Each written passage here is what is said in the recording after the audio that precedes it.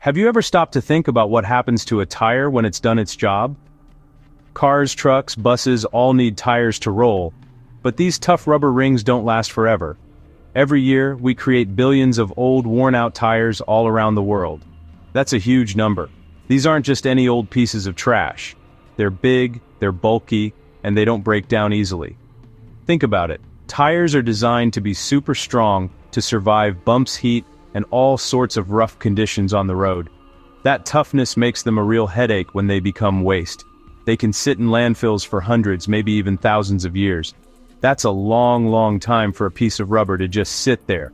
This mountain of discarded tires creates serious environmental issues. Piled in big heaps, they become a major fire hazard. A tire fire is not like a cozy campfire. These fires are incredibly hard to put out, and they release thick, black, toxic smoke. That smoke contains nasty chemicals bad for our lungs and harmful to the environment. It pollutes the air and can contaminate nearby soil and water. These piles are ticking time bombs for communities and ecosystems. It's a problem we have to face. Beyond fire risk, tire piles create another sneaky problem. They become homes for pests. The round shape of a tire collects rainwater. A puddle inside a tire is like a luxury resort for mosquitoes. Zika virus, dengue fever, West Nile virus. A pile of tires can be a breeding ground, raising disease risk for nearby people. So, we've established that old tires are a big, tough problem. The good news, every problem is an opportunity for a cool solution. For tires, that solution is recycling. Recycling isn't just about tidiness. It's a powerful way to conserve resources, save energy, protect our environment. When we recycle a tire, we're saying, this isn't trash. We see valuable materials waiting to be repurposed. It's a shift from take-make-waste to a circular model. Visual, circular economy of tires. Think about what goes into making a new tire. Petroleum, the same stuff as gasoline. Natural rubber from trees, a lot of energy to mix, mold, and cure. Recycling lets us recover those resources. We don't have to drill for as much new oil. We don't need as much energy to make new products. Every recycled tire is a small victory for conservation. It reduces dependence on finite resources. It lessens environmental impact from extraction and manufacturing. Recycling tackles the hazards we mentioned earlier. Collecting and processing prevents illegal dumps, prevents overflowing landfills, stops mosquito breeding grounds from forming, dramatically reduces the risk of dangerous tire fires. Instead of causing air, water, and soil pollution, we send tires into a controlled, safe process. This protects public health and protects our ecosystems. We're turning potential disasters into managed, productive activity. Ultimately, tire recycling builds a more sustainable future. It's applied science helping us live smarter. It embodies the circular economy. Waste becomes raw material. Before we can work our scientific magic on an old tire, we first have to get our hands on it. The recycling journey begins with collection. It's a huge logistical operation. Think of all the places where tires are changed. Local auto shops, big chain garages, our own driveways. Collection programs and recycling companies gather old tires. Often, a small recycling fee when you buy new tires helps cover this. That keeps them out of dumpsters and starts their new life.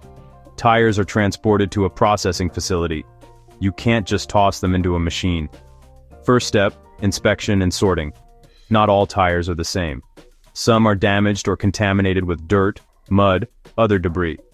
Workers remove foreign objects and sort by type and condition. This quality control makes the rest smoother. A clean, well-sorted batch is easier to process. It's like sorting laundry before washing. After sorting, shredding. Whole tires are too big and bulky. They are fed into industrial shredders. Powerful machines with massive rotating steel teeth tear tires into pieces. The process usually has two stages. Primary shredder, palm-sized chunks. Secondary shredder or granulator, smaller uniform pieces. The result? Chips, crumb rubber. During shredding, another cool thing happens. Tires aren't just rubber. Steel belts, fiber cords. Powerful magnets pull out steel wires as tires are shredded. That steel is valuable, collected and recycled. Now that we have our pile of clean, metal-free rubber chips, we can get to the really exciting science. The main goal here is to break down the complex, super strong rubber into its simpler, more useful components. One of the most amazing ways we can do this is through a process called pyrolysis. Pyro comes from the Greek word for fire, and lysis means to separate. So pyrolysis is literally using heat to take things apart. The key thing to remember is that this happens in the complete absence of oxygen. This isn't burning, it's more like baking in a very special, sealed-off oven. Why is the absence of oxygen so important? Well, if oxygen were present, the rubber would simply catch fire and burn, releasing all that black, sooty smoke we want to avoid. By removing the oxygen, we can heat the rubber chips to very high temperatures. We're talking 400 to 500 degrees Celsius, over 750 degrees Fahrenheit without any combustion.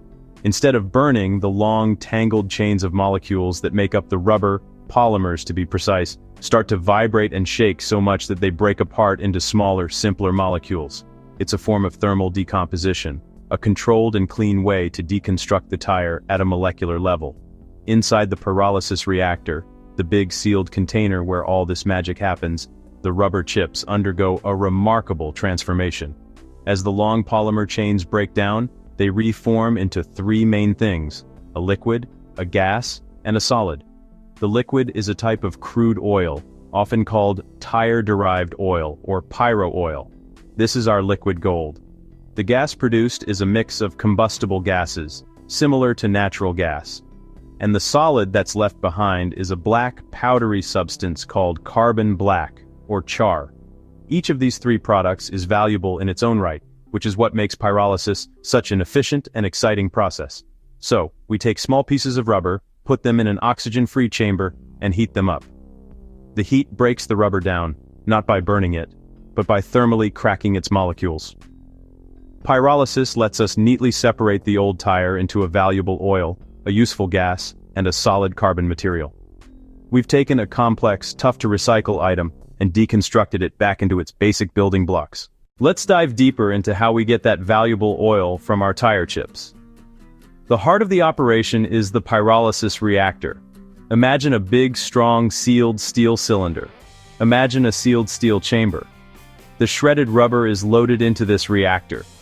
Then all the air is removed. This step is super critical to prevent burning. Once it's sealed tight and oxygen-free, the heating process begins. The reactor is heated from the outside. This slowly raises the temperature of the rubber chips inside. As the temperature climbs past 300 degrees Celsius, the rubber starts to decompose.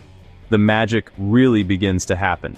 As the rubber breaks down, it turns into a hot vapor. Think of a kettle boiling to make steam. Instead of water, we're boiling rubber to make a hydrocarbon vapor. This hot gas mixture contains the components that will become our oil and fuel gas. The vapor can't stay in the reactor, so it's piped out to the condensation stage. The hot vapor travels through a series of pipes. It moves through cooling chambers.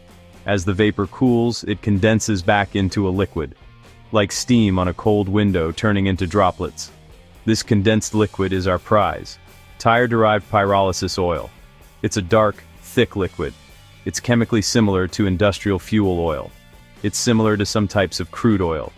It's collected and stored in tanks, ready to be used. Not all vapor turns into liquid. Some remains as a gas even after cooling. This non-condensable gas is very useful. Instead of releasing it, it's captured and redirected. In a self-sustaining loop, this gas can be piped back to the burners that heat the reactor. That lets the process partly power itself and boosts energy efficiency. Modern plants monitor temperature, pressure, and flow for high-quality oil. So, we've successfully extracted this dark, rich oil from old tires. What do we do with it now? This tire-derived oil, or TDO, is a very versatile product with a lot of potential. Its primary use is as an industrial fuel. It has a high heating value, releases a lot of energy when burned, so it can substitute conventional furnace oil. Industrial users include factories, power plants, cement kilns, steel mills. Using TDO reduces reliance on traditional fossil fuels and scales up recycled energy. But it doesn't stop there.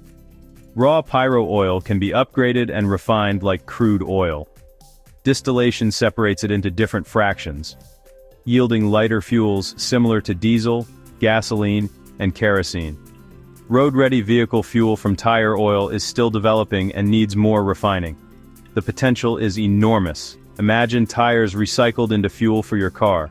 Tire oil also holds valuable chemicals that can be recovered. Compounds like benzene, toluene, xylene. Those are building blocks for plastics, resins, synthetic fibers, and many everyday materials. Recovering them reduces demand for virgin petroleum and adds economic value. Oil quality varies with pyrolysis conditions, temperature and processing time, and researchers tailor it for specific uses. They adjust parameters to boost diesel-like yields or concentrate particular chemicals. Ongoing innovation is turning tire-derived oil into a sophisticated, valuable resource for a green economy. While the oil is often the star of the show, the pyrolysis process gives us two other very important co-products: carbon black and steel. CHAR, recovered carbon black, RCB. This black, powdery material is about 30 to 35% of the tire's weight. It's not just soot, it's a valuable industrial material. Carbon black helps make new tires, gives tires their black color, and adds strength and durability. Recovered carbon black can be refined as a reinforcing agent. It can go back into new tires, conveyor belts, hoses, and other rubber goods. Beyond rubber, RCB is a pigment for plastics, paints, and inks. It can also be activated carbon for filtration, water, and air. Powerful magnets pull steel from shredded rubber chips. The recovered steel is high quality and 100% recyclable. When you add it all up, the benefits of recycling tires, especially through a process like pyrolysis, are enormous.